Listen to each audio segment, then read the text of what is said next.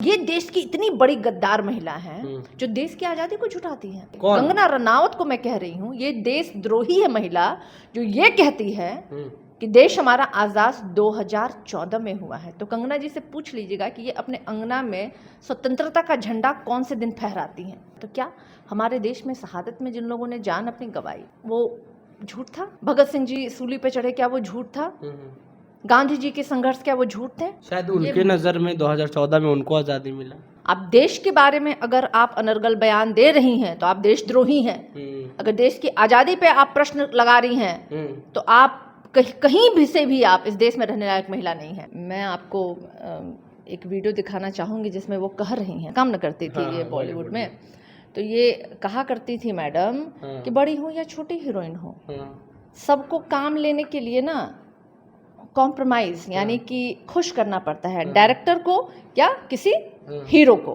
Film चाहिए तो आपको खुश करना पड़ेगा, या तो डायरेक्टर को या तो हीरो को। शर्म करिए, आपने नहीं देखा है वो दौर, तो पढ़ा तो होता।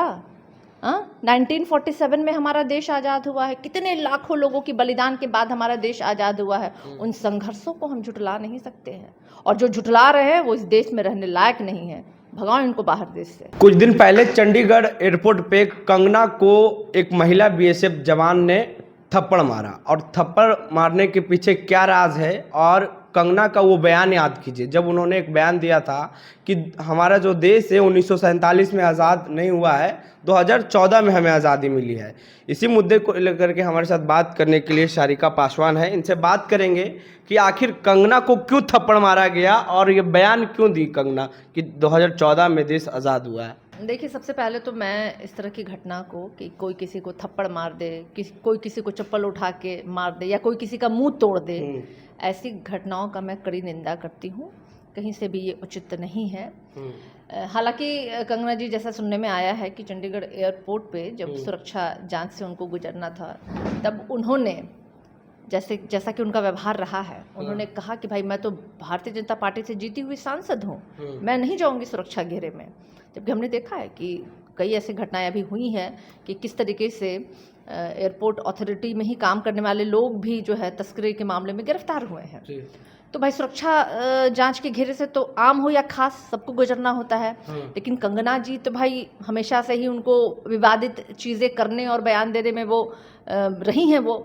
तो उन्होंने कहा कि नहीं जाएंगे। इस पे सुरक्षाकर्मी ने ऐतराज़ व्यक्त किया कि नहीं, आपको जाना पड़ेगा। और इतना ही नहीं, कंगना जी ने उनके नेम प्लेट में उनके टाइटल को देख करके कहा कि ओ तुम तो खालिस्तानी हो। समझ रहे हैं आप, ये वो पार्टी से बिलोंग करती हैं जिनके प्रधानमंत्री जी लोगों को टोपी और वस्त्र से पहचानते हैं। और ये देश की इतनी बड़ी गद्दार महिला है जो देश की आजादी को झुठाती है।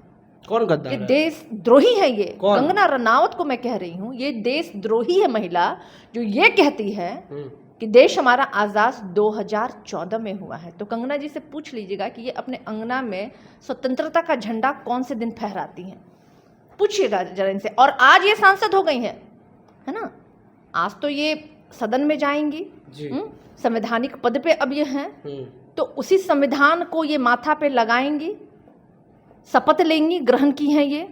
तो अब इनसे पूछिए कि मैडम बस एक प्रश्न का जवाब दे दीजिए कि हमारा देश आज़ाद कब हुआ। और इसलिए मैं कह रही हूँ उनको देशद्रोही हैं क्योंकि इन्होंने कहा है, पब्लिक डोमेन में है, सोशल मीडिया पे है, कई चैनल्स में है, जब इन्होंने कहा था कि 2014 में हमारे देश आज़ाद हुआ। तो क्या हमारे देश में शहादत में जिन लोगों ने जान अपनी गंवाई, वो झूठ था? जलियांवाला बाग हो, वो झूठ था? अंग्रेजों की गोलियों से कितने लाखों लोगों ने अपनी जान की आहुति दी आज़ादी में, क्या वो झूठ था? भगत सिंह जी सूली पे चढ़े, क्या वो झूठ था? गांधी जी के संघर्ष, क्या वो झूठ थे? इसलिए मैं कह रही हूँ शायद उनके नज़र में 2014 में उनको आज़ादी मिला, उस टाइप को फ्रीडम नहीं मिला। भाई आप अपनी आज़ादी की बात कीजिए ना। आप देश के बारे में अगर आप अनर्गल बयान दे रही हैं तो आप देशद्रोही हैं। अगर देश की आज़ादी पे आप प्रश्न लगा रही हैं तो आप कहीं भी से भी आप इस देश में रहने लायक महिला नहीं है। लेकिन भारतीय जनता पार्टी ऐसे लोगों को नवाजता है, क्योंकि भारतीय जनता पार्टी तो भाई गोडसे को मानने वाले लोग हैं। माफी वीर सावरकर को मानने वाले भारतीय जनता पार्टी में एक व्यक्ति का भी नाम बतलाइए जिन्होंने भारत की आजादी में अपना योगदान दिया होगा। नहीं दिया है तो इनको क्या मतलब है देश से, देशवासियों से। और यही कारण है कि 10 सालों में शासनकाल में मोदी जी के 10 सालों के शासनकाल का अंत 2024 में हुआ, क्योंकि देश जिस स्थिति से, जिस दौर से गुजर रहा था वो बहुत ही नाजुक दौर था, और उस थोड़ी राहत जरूर है हुई है, और हमारा लोकतंत्र आज जीता है, हमारा संविधान आज जीता है। जो बीएसएफ महिला एयरपोर्ट पे कंगना को थप्पड़ जड़ी, उस महिला को अब सस्पेंड कर दिया गया है, और क्या राज थी उस थप्पड़ का? मैंने बोला ना कि थप्पड़ मारना, किसी का मुंह तोड़ देना कहीं से भी उचित आप समर्थन नहीं करते हैं, नहीं। लेकिन इसका राज क्या था, किस वजह से वो थप्पड़ मारी? लेकिन सबसे बड़ी बात है कि आम हो या खास, सुरक्षा घेरे से तो गुजरना सबको पड़ेगा। एक ही जहाज पे सबको बैठना है, कौन क्या लेके जा नहीं रहा है उसकी तो जांच पड़ताल होनी चाहिए ना, चाहे वो कोई हो।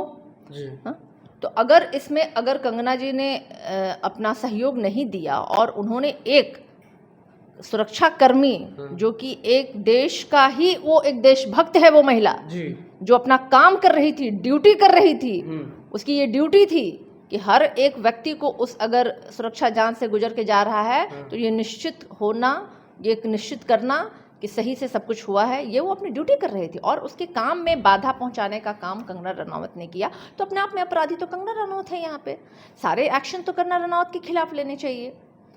और अब अगर किसी की आप माता के बारे में इस तरह की बात बोलिएगा, किसी की टाइटल पे आप बोल रहे हैं, तो तुम कौन हो भाई? हाँ, तुम तो देशद्रोही हो।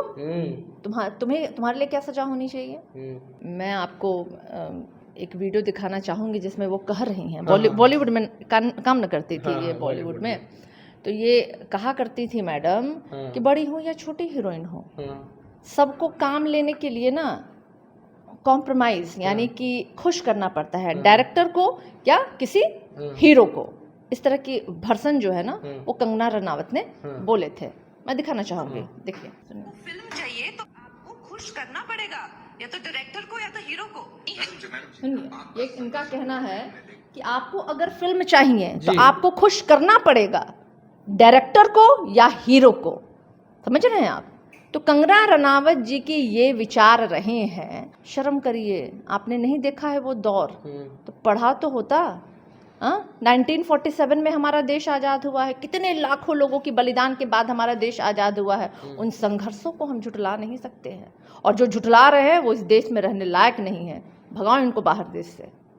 सुने हैं सरकार बैसाखी पे चल रही है, तो है ही है सरकार बैसाखी पे। एक दिन कहीं नीतीश जी, नायडू जी घस के तो ये सरकार धड़ाम गिर जाएगा। हम इसलिए ना कहें कि मोदी जी की सरकार नहीं है, ये एनडीए की सरकार है। चाचा को पीएम बनाइएगा आप लोग? आप देखिए, ये सब हम नहीं जानते। चाचा जी हमारे आदरणीय ऑफर है, कैसे त्यागी बोले। और अभी देखिए, सबसे बड़ी बात है कि माननीय मुख्यमंत्री नीतीश कुमार जी के हाथ बहुत मजबूत है, और उनके इतने मजबूत सहयोग से केंद्र में सरकार है। तो ये सही मौका है बिहार के तरक्की और विकास की बात करें। बिहार को विशिष्ट राज्य का दर्जा और 75% आरक्षण को नवी सूची में डलवाने का मुझे लगता है बहुत सुनहरा मौका है। तो माननीय मुख्यमंत्री जी को उस ओर काम करना चाहिए। कंगना को पूरे देश के लोग से माफी मांगना चाहिए 2014 वाले बयान पे। वो देश की गुनहगार है, वो माफी देश उसे माफी के साथ सजा भी होनी चाहिए। मैं कंगना रनौत के लिए सजा मांगती हूँ, क्योंकि वो सिर्फ माफी मांगने से ये काम नहीं हो सकता। वो गुनाहगार है, वो देशद्रोही है, और उसे सजा मिलनी चाहिए जो देश की आज़ादी को झुठलाती। तो हमारे साथ बात कर रहे थे इस वक्त सारिका पासवान, और इन्होंने साफ कहा कि कंगना को सजा होनी चाहिए, क्योंकि देश के प्रति जिस तरह से वो बयान दिए हैं ये सही नहीं है। बहरहाल हमारी बातचीत में आपकी क्या राय है नीचे कमेंट ऑप्शन दे। फेसबुक पे देख रहे वीडियो को शेयर कर ले, यूट्यूब पे देख रहे हैं हम चैनल को सब्सक्राइब कर ले। बहुत बहुत धन्यवाद।